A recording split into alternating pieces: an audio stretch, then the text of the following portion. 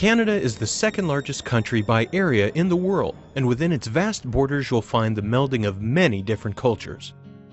The Indigenous population of Canada has a rich and varied history that reveals itself in many parts of modern-day Canada. 20-year-old Alyssa's family has roots in the Indigenous community. Her father is First Nation and her mother Aboriginal. Alyssa is very proud of her heritage. In Canada, there's the Aboriginal population, and within the Aboriginal population, there's three different distinct groups.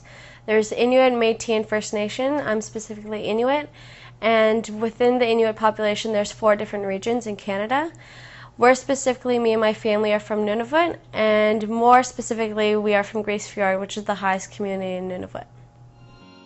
Nunavut is near the Arctic Circle. In June, it has 24 hours of daylight, and in December, it is dark around the clock.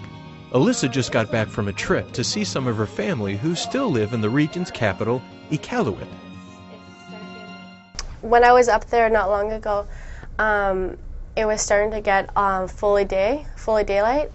So it'd be about dark around 10 o'clock for about 5 hours, and then around 3 or 4, it started getting light. The weather, too, is very different from the sunny warmth of Ottawa, where springtime brings out flowers and lots of walking for Alyssa. In Nunavut, winter is 9 months long. Well, in Iqaluit, it was really cold. There was snow and everything still. It was about minus 15 Celsius, and compared to Ottawa, where it was plus 15 Celsius. Despite the cold, Alyssa embraces her Inuit heritage. Her school, her work, even many of her hobbies all relate to the traditions and culture of her family. Last summer, Alyssa was an intern at a national organization that deals with Inuit issues called ITK. Now she works there helping with the issue of youth suicides among the Inuit population. It's more than a paycheck for Alyssa. Well, it allows me to get to know my culture more. I'm able to know more about my traditions and where my background came from.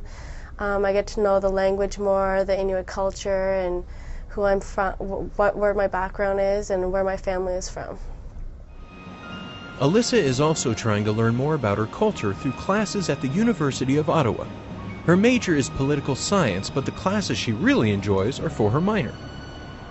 I'm going into my 3rd year, and I'm taking Aboriginal Studies as a minor.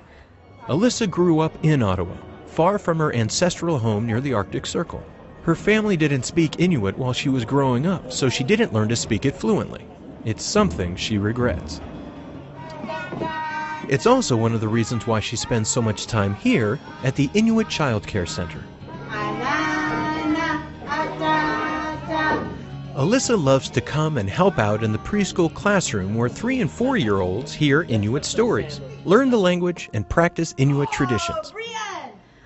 Here at the Inuit Child Care Center, they learn a lot about the Inuit resources that they use. And the sealskin behind me is a great example for one that the Inuit population uses.